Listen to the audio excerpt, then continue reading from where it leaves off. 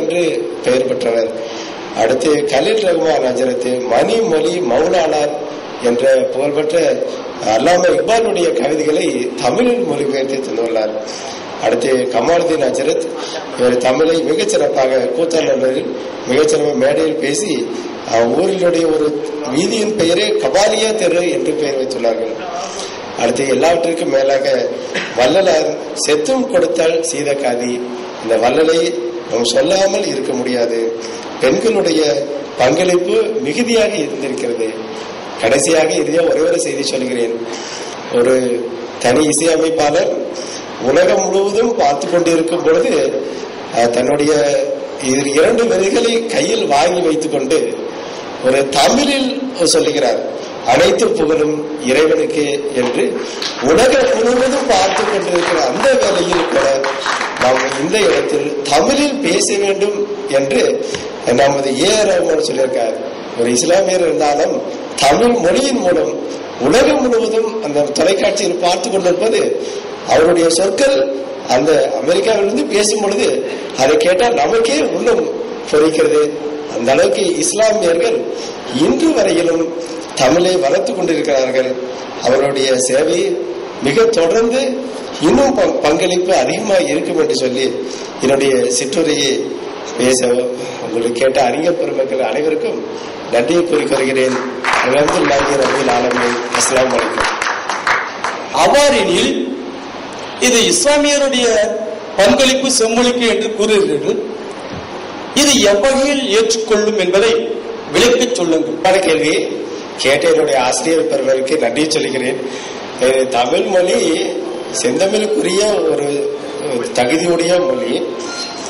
13ஆம் நூற்றாண்டுக்கு பிறகு வந்த இஸ்லாமியர்கள் அந்த மொழி வளர்ச்சிக்காக பாடுபட்டார்கள். செந்தமிழ் வளர்ச்சியை விட மொழி வளர்ச்சிக்காக இன்று வரை பாடுபட்டிருக்கார். இதை என்னுடைய சுருக்கமான விடை. உங்களுக்கு புரிந்திருக்கும் என்று நினைக்கிறேன். ரொம்ப நன்றி. நன்றி. பல்சந்த மாலை என்ற காப்பியத்தை இயக்கியவர், அப்புறம் மிகராஜ் மாலை என்ற காப்பியத்தை இயக்கிய ஆலிப்புலவர், இவர்களை போன்ற மூத்த புலவர்களை பற்றி ஆய்வாளர் அவர்கள் இந்த சபைக்கு அறிவிக்கவில்லை. மேலும் இஸ்லாம் இந்த மண்ணுக்கு வந்த மார்க்கம் அல்ல. இஸ்லாம் 8ஆம் நூற்றாண்டிலேயே இந்த நாட்டின் தென்பகுதியிலே குடும்பி விட்டது. இந்திய இஸ்லாமியர்கள் புலவர்களாக இருந்திருக்கிறார்கள். இந்த தகவலை இந்த சந்தர்ப்பத்தை பயன்படுத்தி நான் சொல்லிக் கொள்கிறேன். நான் கன்னியாகுமரி மாவட்டம் கோட்டாத்தை சார்ந்தவன். என்னுடைய பேர் அகமது கபீர். நன்றி ஐயா. அடுத்த நம்மத்தில் பேச வருகிறார். Could you tell us, sir, what's going to be your subject? அவர் இங்கிலீஷில் தான் பேச போறாங்கன்னு நினைக்கிறேன். சிறப்பு மிக்க ஆவியல் உள்ள புலவர் பெருமக்களுக்கும் தம்மத்தாய் தொண்டர்களுக்கும் எனது உள்ளம் கலைந்த வணக்கத்தை தெரிவித்து கொள்கிறேன். யாதும் ஊரே யாவரும் கேள்வி என்ற பழந்தமிழர் அரிய கொள்கைக்கு ஏற்ப தமிழர்கள் இன்று உலகம் முழுவதும் பரவி இருக்கின்றனர்.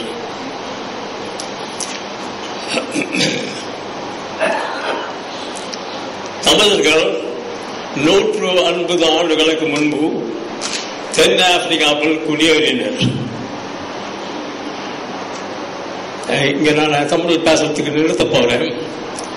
Because the chairman has made a kind respect in view of the circumstances that I should reduce my speaking time to half what was mentioned. So I'm going to give you a kind of concocted version of what I have written. Nevertheless, respected chairman, my colleagues on the platform,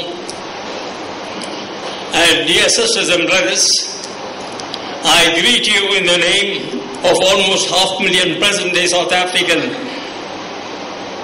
of Tamil heritage in South Africa. I am more than delighted to be part of this World Senmoji Tamil Conference. It is a pleasure and an honor to address an audience so distinguished and so representative of the Tamils. My paper on religion and Tamil in South Africa gives some facts relating to Tamils there and concludes with a few observations.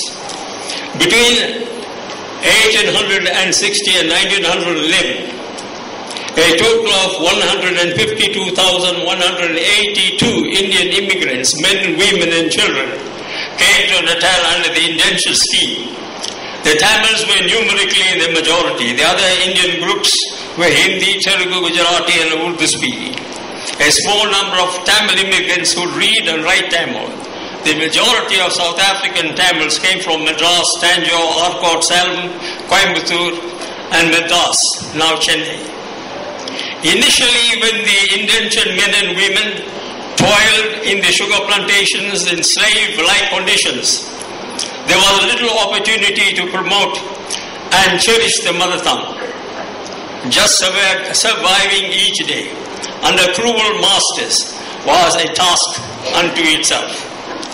The position regarding Tamil education and promotion of culture began to improve gradually when the immigrants were discharged after the expiry of the intended period. About the same time, small number of Tamil educated passenger Indians arrived in Natal. It was then that private classes were opened for Tamil education and schools were later established in the two Natal cities, Durban and Pietermaritzburg.